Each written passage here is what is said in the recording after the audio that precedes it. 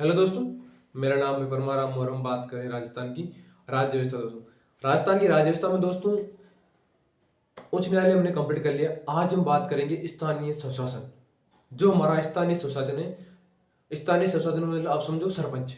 हम मतलब बेसिक सरपंच वगैरह, ग्राम सभा, नगर निकाय वगैरह, इन पे हम बात करेंगे। आज दोस्तों हमारे चल रही है राजस्थान पॉलिटी, और राजस्थान पॉलिटी में बड़े बड़े टॉपिक हो चुके हैं। एक टॉपिक बचा हुआ है, ये बड़ा सा, ये कर दे, फिर हम करेंगे आयोग पे बात। तब तक आप बताओ आप लोग कैसे हो। और हम बात करेंगे आज स्थानीय स्वशासन पे। दोस्तों देखो, स्थानीय स्थानीय स्वशासन स्वशासन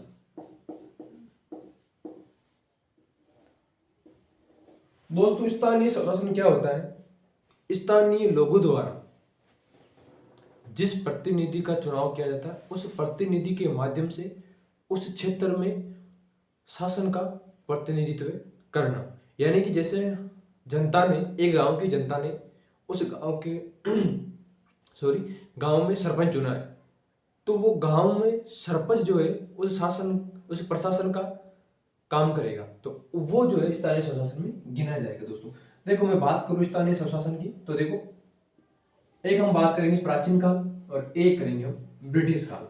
तो देखो, एक प्राचीन काल में क्या था?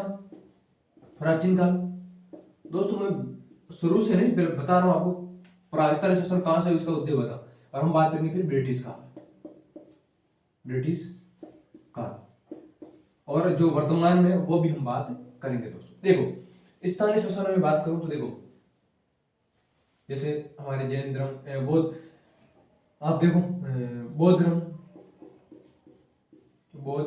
धर्म या बौद्ध काल लिख लो आप, बौद्ध धर्म, उस समय से कहते थे ग्रामो योजक। क्या बोलते थे? ग्रामो योजक।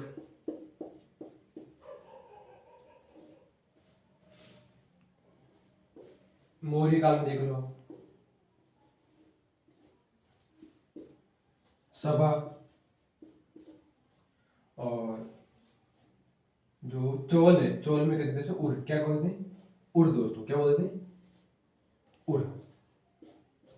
ये कुछ प्राचीन नाम है जो पहले इस नाम से इसे स्थानीय स्वशासन को इन क्षेत्रों में कहते थे कि भाई हाँ, ये मुगल काल के अंदर ग्राम नगर भी कहते थे, ग्राम और नगर ही कहते थे। ठीक है, ब्रिटिश काल में अलग बात करेंगे। पहले देखो, बौद्ध काल, मौर्य काल, चोल, ग्राम योजक, सभा और उर। दोस्तों ये मतलब अलग अलग नामों से इस क्षेत्र में कहा जाता था।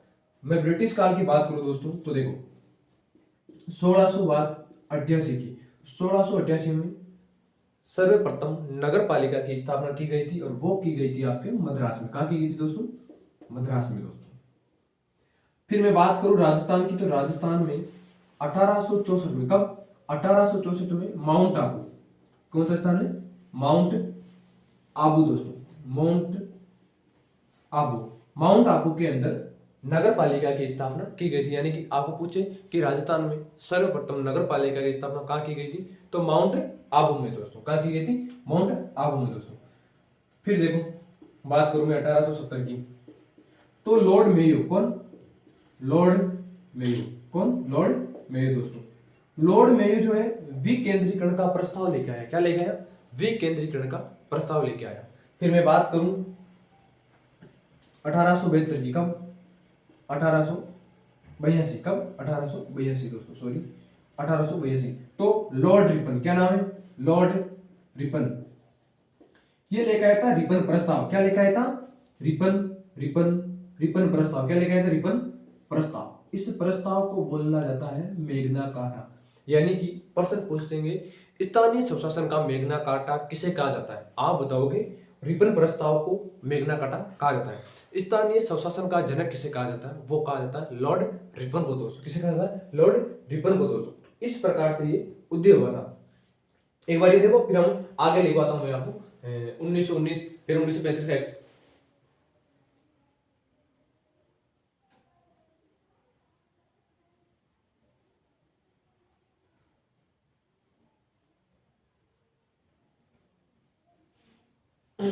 देखो दोस्तों, एक बार थोड़ी इधर, हाँ, मौर्य काल में कहते थे ग्रामिक। क्या कहते थे? ग्रामिक। इसको थोड़ा आप देख लो, ग्रामिक।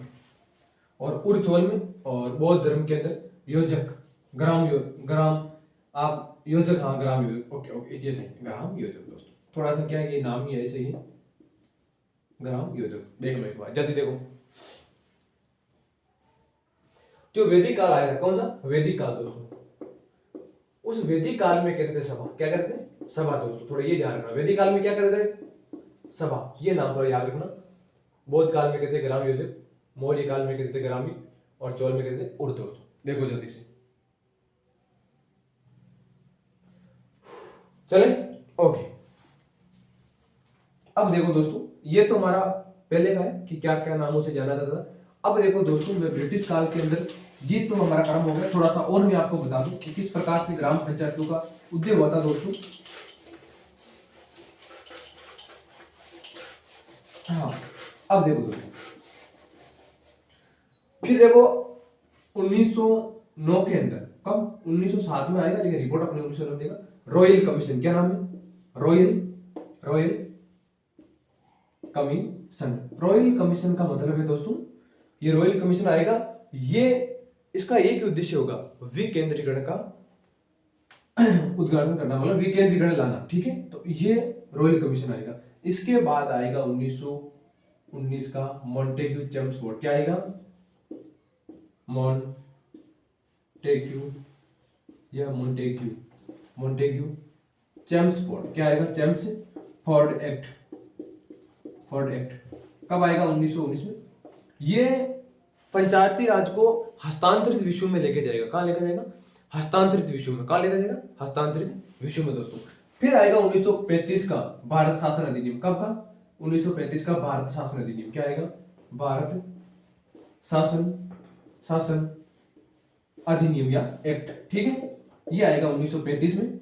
और ये क्या बोलेगा कि पंचायती राज को हम राज्य सूची के अंदर ऐड करेंगे, किसमें करेंगे राज्य सूची में। तो याद रखना कि किस एक्ट के तहत पंचायती राज को स्थानीय स्वशासन है उसे राज्य सूची में जोड़ा गया, 1935 का भारत शासन अधिनियम, ठीक है दोस्तों। तो ये प्रश्न ये बनता। और दूसरा प्रश्न कि वर्तमान में जो स्थानीय स्वशासन है वो किस विषय का सूची है, तो आपको बताना है राज्य सूची का विषय। और आपको ऐसे पूछ लिया कि जो वर्तमान शासन है स्थानीय स्वशासन का वो किस काल का अनुरूप है, मतलब उसी काल में ये चीजें बनाई गई थी। तो मौर्य काल, चोल मौर्य नहीं, चोल जो साम्राज्य था, उस चोल साम्राज्य में जो अभी वर्तमान में जो स्थानीय स्वशासन की व्यवस्था है वो पहले चोल साम्राज्य में थी दोस्तों, ठीक है ना। तो ये इस प्रकार से पंचायती राज का उद्घाटन मतलब उद्भव हुआ था। स्थानीय स्वशासन के बारे में बताया किस प्रकार से स्थानीय स्वशासन निकल के आया था हमारे सामने, ठीक है दोस्तों। अब देखो कुछ समितियां स्थापित की गई थी। तो पहले की गई थी बलवंत राय मेहता समिति, कौन सी बलवंत राय मेहता समिति, बलवंत राय मेहता समिति दोस्तों। इस समिति की स्थापना 1957, कब 1957 दोस्तों। 2 मिनट रुको दोस्तों, 1 मिनट इधर आओ, थोड़ा सा बस मैं इसमें सही कर लेता हूं।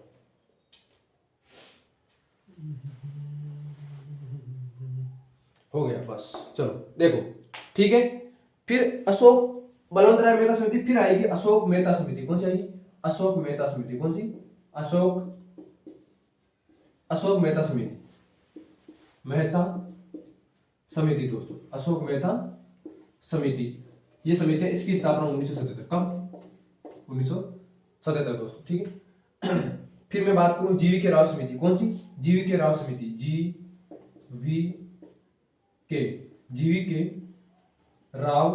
के राव समिति दोस्तों। इस समिति की स्थापना कब होगी दोस्तों 1985 1985 के अंदर दोस्तों। या फिर बात करूं 1 2 3, एक आएगी पीके थंगुन समिति, कौन सी पीके थंगुन समिति। ये समितियां, इस समिति का स्थापना याद रखो, पीके थंगुन समिति, इसकी स्थापना होगी 1988 का 1988 में दोस्तों। तो ये आएगी पीके थंगुन समिति दोस्तों, ठीक है। ये कुछ पंचायती राज जो अधिनियम है हमारा उसके तहत जो समिति आई थी वो है, देखो पहले आई बलवंत राय मेहता समिति 1957, फिर आएगी आपके अशोक मेहता समिति जो 1977, एक आएगी आपके जीवी के राव समिति 1985 और एक आएगी पीके थंगुन समिति 1988। एक आएगी आपके एलएम लक्ष्मी सिंघवी समिति, वो आएगी 1986 में, यानी कि 1986 में। कौन सी? एलएम यानी कि लक्ष्मीमल सिंघवी समिति, ठीक है, एलएम समिति, आप ऐसे याद करो, एलएम समिति, लक्ष्मीमल सिंघवी समिति 1988 में दोस्तों, ठीक है, ये आएगी समिति। तो दोस्तों ये है स्थानीय स्वशासन जो उद्भव, अभी हमने पढ़ा नहीं स्थानीय स्वशासन, मैंने आपको समझाया कि किस प्रकार से स्थानीय स्वशासन का उद्भव हुआ था, कौन कौन सी समितियां बनी थी, कौन कौन से एक्ट में इसका उदाहरण किया था। पहले मौर्य काल में, बौद्ध काल में, वैदिक काल में किस किस नामों से जाना जाता था, ये हमने बात की। मैं थोड़े से आपको बता देता हूँ। उसके बाद ये है आपके ब्रिटिश काल की बात, ठीक है। और मैं आपको एक चीज और बता देता हूँ, वर्तमान के अंदर भारतीय संविधान के भाग 4 यानी कि स्थानीय स्वशासन का आर्टिकल नंबर 40, उसमें पंचायती राज का उल्लेख किया गया है दोस्तों, ठीक है। अब मैं आपको थोड़ा सा ना दो चीजें समझा देता हूँ। एक तो लिखो आप, एक बार मैं सही पढ़ लेता हूँ दोस्तों, उसके बाद हम बात करते हैं। एक मिनट रुको दोस्तों बस। हाँ देखो, हाँ अब देखो, एक है आपका 73वां संविधान संशोधन, कौन सा? चल जा रहे भाई, 73वां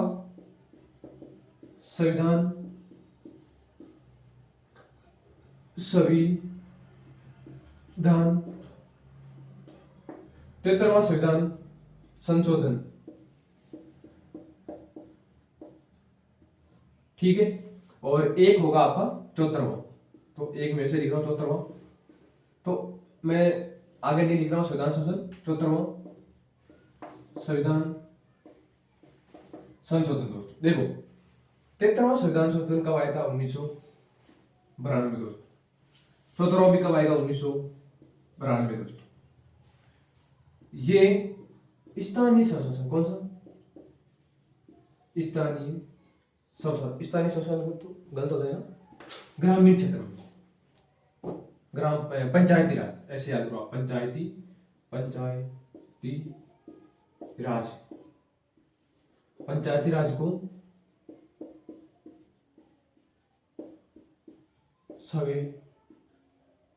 राज को संवैधानिक दर्जा, ठीक है।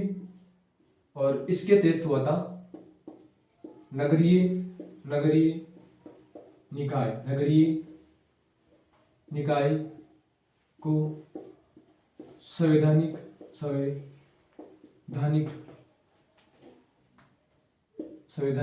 दर्जा दोस्तों, संवैधानिक दर्जा, ठीक है दोस्तों। फिर देखो ये लागू हुआ था आपके 23 अप्रैल 1993। कब? 24 अप्रैल, कितनी? 24 अप्रैल 1993। ये होगा आपके 1 जून, कब? 1 जून 1993 दोस्तों, ठीक है। मैं बात करूं भाग कौन सा है? भाग 9। कौन सा भाग है? भाग 9। अनुसूची कितनी इसमें? अनुसूची, तो अनुसूची है इसमें लगभग 11, ठीक है। और इसमें ये भाग कौन सा भाग में? भाग 9 के, इसमें अनुसूची आपके कौन सी अनुसूची? अनुसूची 12, अनुसूची 12 दोस्तों, ठीक है। फिर मैं बात करूं ये आर्टिकल 243 से 243 ओ, ठीक है। यहां तक तो 243 से लेकर 200 जो 73वां संविधान संशोधन है, यानी कि पंचायती राज का जो उल्लेख किया गया है 243 से लेके आर्टिकल 243 से 243 ओ। और इसकी मैं बात करूं आर्टिकल 243 पी से 243 जेड जी तक, कहां तक है? जेड जी तक। इसमें कुल आर्टिकल की संख्या बताऊं मैं तो 18 है दोस्तों, और इसमें मैं कुल आर्टिकल की संख्या बात करूं तो दोस्तों लगभग 16 है दोस्तों। तो ये जो है दोनों है, एक बार वापिस देखो, सुनो। 73वां संविधान संशोधन 1992 दोस्तों, ठीक है। इसे संवैधानिक दर्जा किसको दिया गया था? पंचायती राज को दोस्तों। 24 अप्रैल 1993 को ये लागू हुआ था। भारतीय संविधान के भाग 9 में इसका उल्लेख किया गया है। इसमें 11 अनुसूची है और 243 से 243 ओ तक इसका उल्लेख किया गया है, और इसमें कुल 16 आर्टिकल है, ठीक है। मैं बात करूं 74वां संविधान संशोधन, इसमें यह 1992 में आया था। नगरीय निकायों को संवैधानिक दर्जा देना 1 जून 1993 को लागू हुआ था। भारतीय संविधान के भाग 9 के में और 12 अनुसूचियां हैं, यानी कि अनुसूची 12 के अंदर इसका उल्लेख किया गया है, ठीक है। और 243 नहीं, यहाँ पे 243 पी से 243 जेड जी, यानी कि 18 इसमें कुल आर्टिकल है दोस्तों। तो ये है पंचायती राज का जो बेसिक जानकारी है वो। अब हम इस पे बात करेंगे एक एक article, 243 A B C D E F G H सारे। तो दोस्तों इतना मैं आपको आज बता चुका हूँ। आगे हम 2 वीडियो और बनाएंगे स्थानीय स्वशासन पे, उसके बाद हमारे कुछ आर्टिकल आयोग बचेंगे, उन पे बात करेंगे। तब तक के लिए आप मेरे चैनल को इसी प्रकार से प्यार देते रहे और इसी प्रकार से अपना प्यार मेरे यूट्यूब चैनल पे बनाए रखे दोस्तों। मिलते हैं अगले वीडियो में, तब तक के लिए जय हिंद दोस्तों।